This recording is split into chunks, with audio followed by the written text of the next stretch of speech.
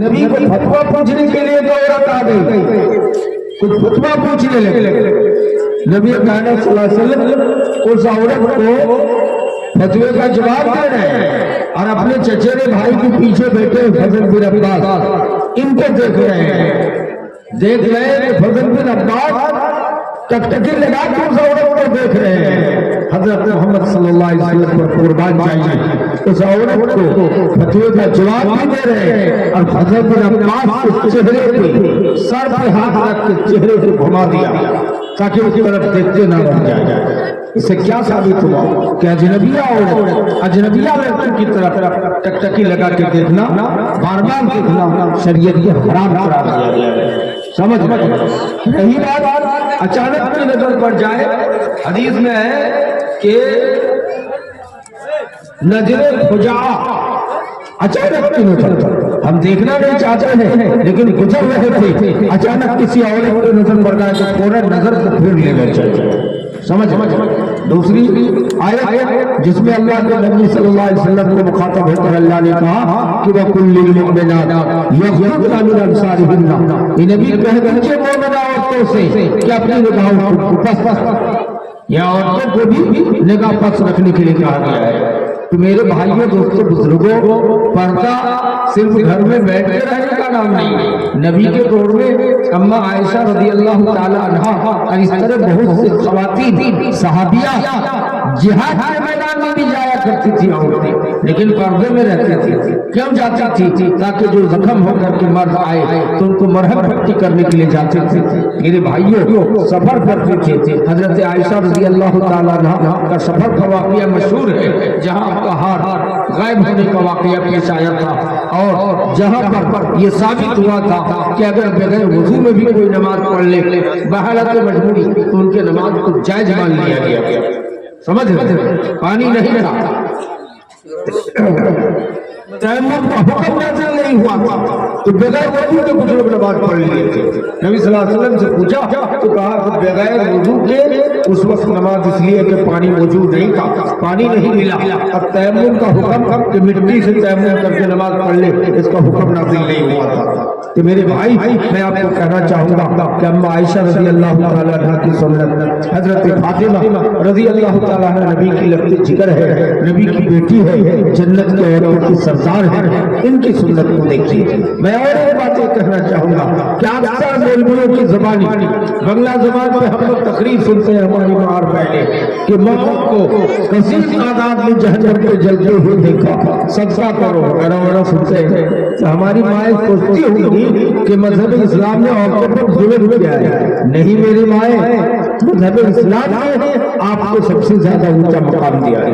اب یہ ہرگز نہ سوچے کہ ہم پردے میں ہیں، ہم کو جیل میں بند کر دیا ہے۔ نہیں میری مائیں، میری بیٹیاں، آپ کے نام پر یہ پیغام ہے کہ آپ کسی بھی طرح سے اسلام سے برگفتہ نہ ہو، اسلام سے بیزار نہ ہو۔ آپ کو ہر وقت حضرت عمر کی یہ حدیث رضیت باللہ ربا وبالاسلام دینا وبمحمد رسولا، اس حدیث کو پڑھنا چاہیے کہ ہم اسلام کو اسلام مان کے راضی ہیں اور محمد صلی اللہ علیہ وسلم کو رسول مان کے راضی ہیں، اللہ کو رب مان کے راضی ہے۔ میری مائیں، آج فرشہ بازی کی بہت ساری بچیاں غیر مسلم لڑکوں کے ساتھ جہاد کے نام پر غیر مسلم لڑکوں کے ساتھ بھاگ کر اسی فراری پرکھن کی درجنوں بیٹیاں غیر مسلم کے ساتھ ہندو بن گئی ہے، سندور لگا کر کے کوئی بمبئی، کوئی دلی، کوئی کیرل، کوئی راجستھان میں رہ رہی ہے۔ یہ افسوس کا مقام ہے۔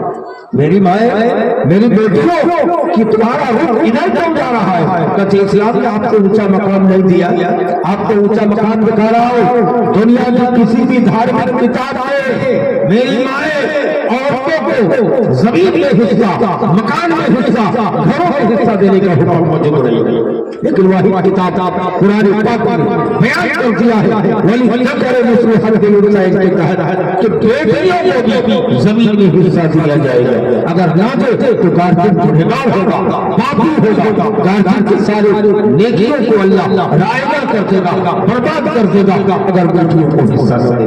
حتیٰ کہ اگر بیٹا کو آپ نے دو پکا کا روح بنا دیا ہے تو بیٹیوں کو ایک پکے کا روح کا پیسہ دینا ہوگا۔ حتیٰ کہ گھرائی جس میں مکان بناتے ہیں اگر بیٹا لوگوں کو 2 کٹھا دیے ہیں تو بیٹیوں کو 1 کٹھا کی قیمت دینا ہوگا جو خرید لے، لیکن بیٹیوں کو حصہ دینا ہے۔ میری مائیں، دنیا کے کسی دھرم نے بیٹیوں کو میراث نہیں دیا ہے، لیکن مذہب اسلام نے میراث دیا ہے۔ یہ اس بات کی دال ہے کہ دنیا کے ہر دھرم سے اتم دھرم اسلام ہے۔ میری مائیں، آپ کے ساتھ ساتھ اسلام نے کیا بتایا کہ آپ کو پتا ہے شروع اسلام میں ہندو دھرم میں بیٹی پیدا ہوتے ہی زمین میں گاڑ دیا جاتا تھا، بیٹی پیدا ہوتے ہی زمین میں گاڑ دیتے تھے، کچھ لوگ بیٹی کو لے جا کر کنویں میں گرا کے پتھر مار مار کے سنساتے تھے۔ آج سرکار نعرہ لگا رہی ہے کہ بیٹی بچاؤ بیٹی پڑھاؤ، یہ آج کا نعرہ ہے۔ نبی نے 1500-1600 سال پہلے بول دیا تھا کہ طلب العلم فریضہ علی کل مسلم، علم کا طلب کرنا فرض ہے مسلمان مرد و عورت۔ حالانکہ اس وقت شراب پیتے تھے لوگ، زنا کرتے تھے، ڈاکہ زنی کرتے تھے، چوری کرتے تھے، جوا کھیلتے تھے، شطرنج کھیلتے تھے، دنیا کی ہر برائی عرب کے اندر موجود تھا، لیکن کسی چیز سے روکا نہیں۔ اللہ نے سب سے پہلی سزا یہ جہاں نبی کو امت کو پڑھنے کے لیے کہی۔ اور آج ہم تعلیم میں پیچھے ہیں، پیچھے ہو گئے، تعلیم میں اتنا پیچھے ہے کہ مٹھی بھر اسرائیلی پوری دنیا میں جتنا سائنٹسٹ موجود نہیں ہے اتنا سائنٹسٹ مٹھی بھر اسرائیلیوں کے پاس موجود ہے جو مسلمانوں کے ساتھ ساتھ ظلم کر رہا ہے۔ آپ کو پتا ہے 1.5 لاکھ مسلمان مرد اور بچوں کو ذبح کر کے سمندر پہ ڈالنے کا کام کیا ہے۔ 55 سے زیادہ ملکوں میں مسلمانوں کی حکومت ہے، لیکن کسی کی کان کی جوئی تک نہیں دے رہی، ہمت نہیں ہے، ہتھیار نہیں ہے کہ اس کا چاچا مقابلہ کر سکتا۔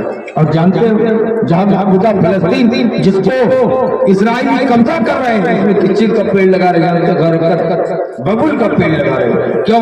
بخاری شریف کی حدیث ہے کہ قرب قیامت میں یہود کو تلاش پیٹا جائے گا، سوال کیا جائے گا، حتیٰ کہ ایک یہودی آم کے پیڑ میں چھپے گا جنگل میں، تو آم کا پیڑ کو اللہ طاقت دے گا، وہ چل کر کے آم کا پیڑ آ جائے گا کہ اے مسلمان بھائی یہاں پر ایک یہودی چھپا ہے، ان کو مارو۔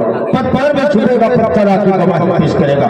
یہ بخاری شریف کی روایت میں موجود ہے، لیکن نبی نے فرمایا گرگد کا پیڑ، اکثر علماء کا کہنا یہ ببول کا پیڑ ہے، یہ پیڑ گواہی نہیں دے گا۔ اس لیے مقبوضہ فلسطین جس کو قبضہ کر رہے ہیں کون؟ فلسطین کی اسرائیلی، وہاں اب تک 2.5 کروڑ سے زیادہ گرگد کا پیڑ، ببول کا پیڑ لگا دیا۔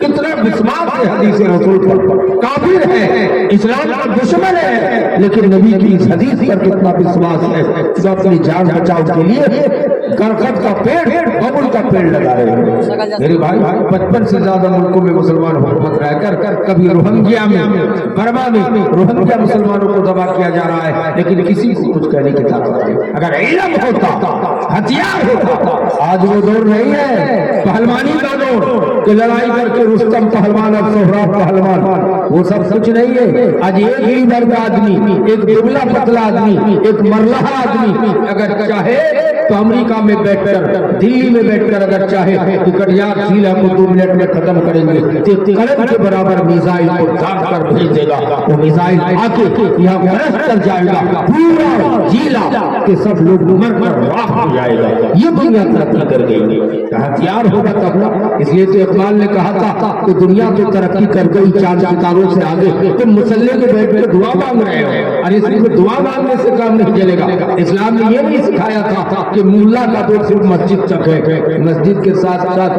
حضرت عمر 6 زبانوں کے ماہر تھے، ہر ایک وقت میں عالم دین کو ایک بہت بڑا عالم، ایک بہت بڑا لیڈر، ایک بہت بڑا جانکار، ایک بہت بڑا معلم، ایک بہت بڑا شاگرد، ایک بہت بڑا لیڈر شپ کا بھی کردار ادا کرنا ہوگا۔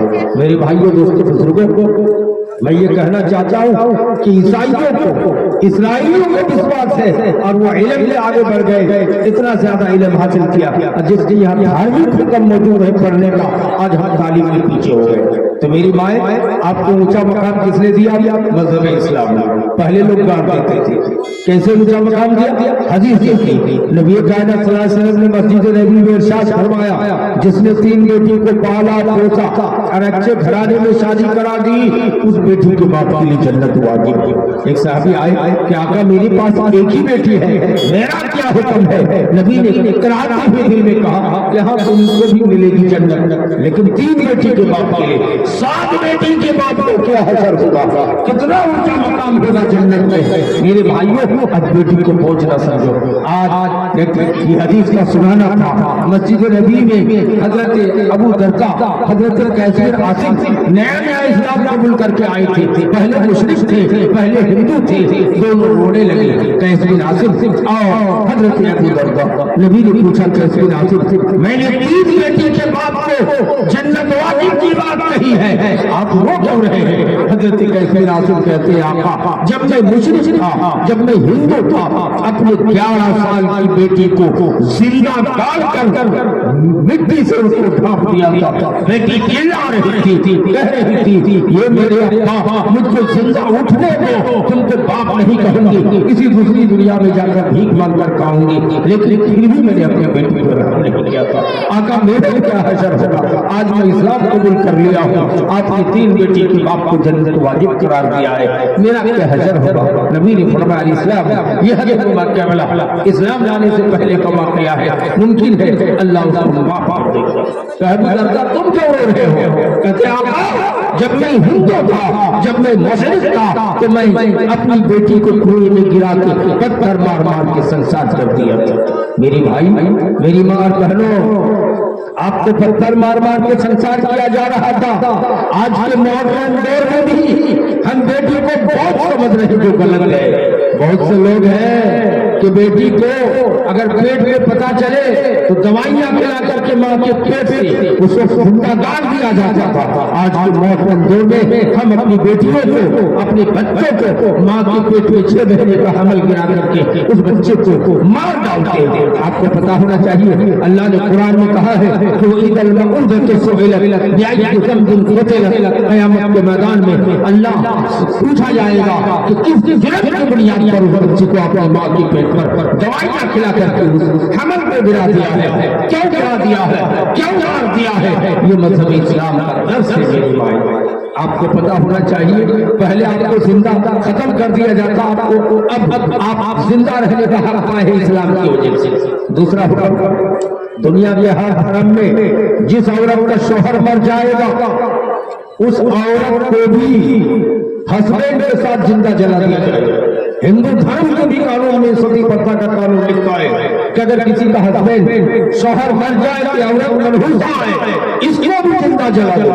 آپ کو پتا ہے بھارت کی 37 سالی پردھان منتری شریمتی اندرا گاندھی جی تھی، جب ان کا شوہر کا انتقال ہو گیا اندرا گاندھی کو بھی ان کے شوہر کے ساتھ زندہ جلانے کی بات آئی۔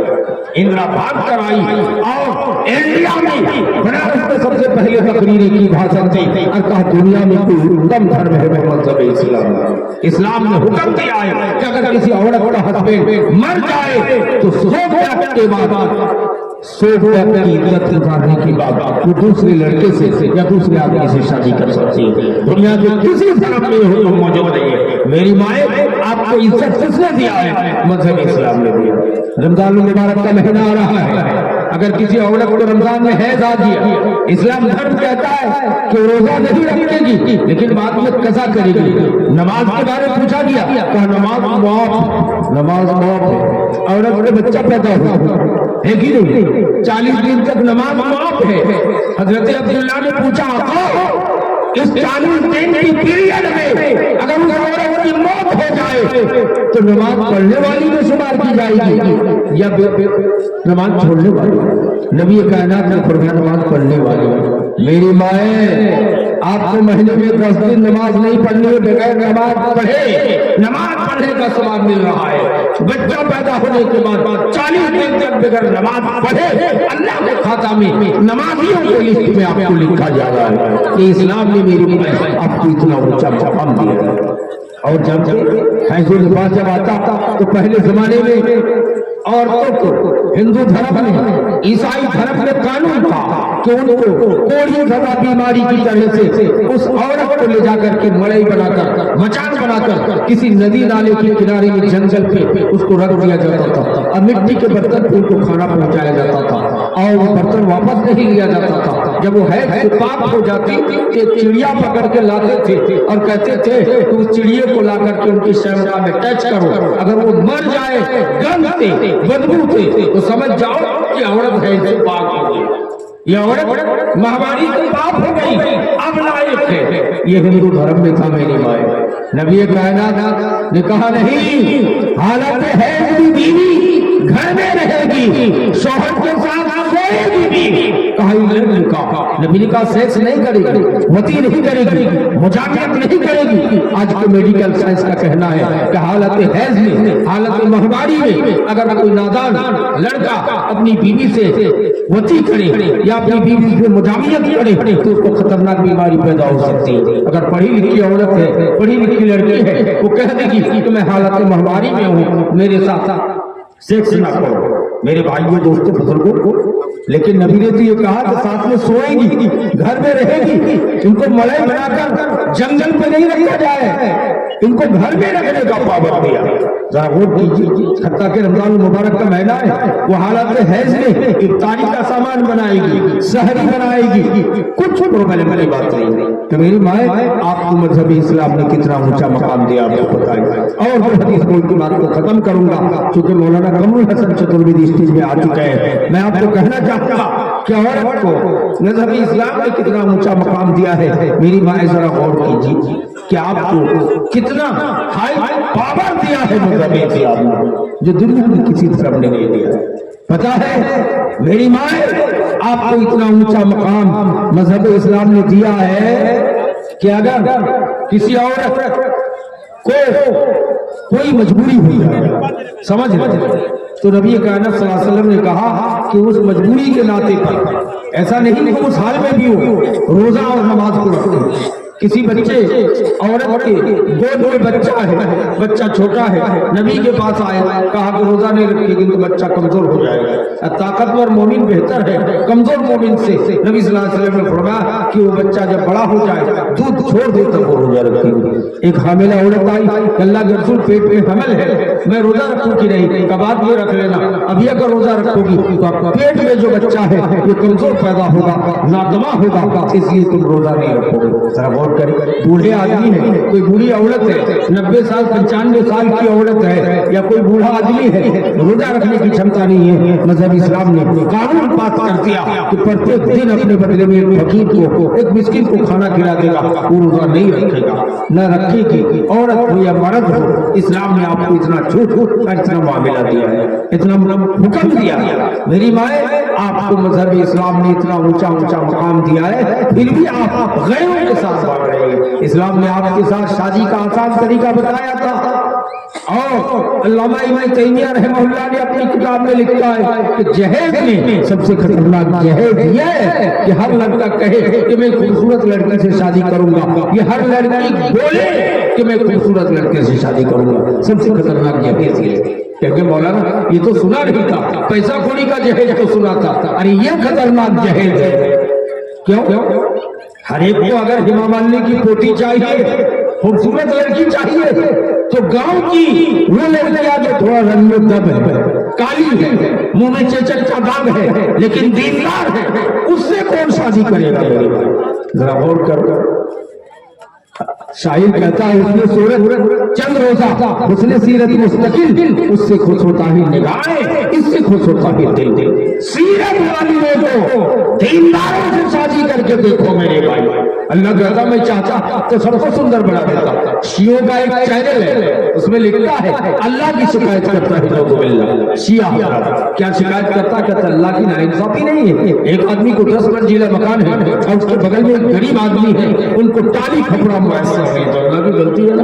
लोग शिया कहते हैं तो अल्लाह की गलती नहीं है कि इस खानदान को, इस गांव को, इस घर में सबसे खूबसूरत बना दिया और उस घर में सबको काला कलोर नकटा बना दिया। بڑے بڑے دانت والے بنا دیا.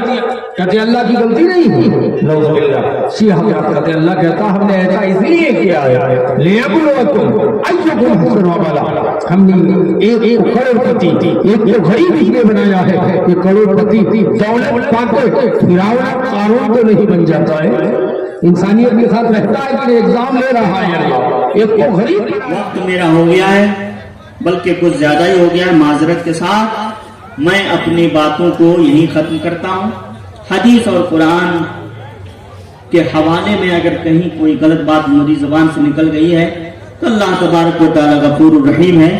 اور اگر آپ میں سے میری باتیں کسی کو بری لگی ہیں, سخت لگی ہیں, ناگوار گزری ہیں تو میں آپ سے یہیں پر معافی لے کے جا رہا ہوں. والسلام علیکم ورحمۃ اللہ وبرکاتہ. ویڈیو کو پورا دیکھیں شروع سے انت تک.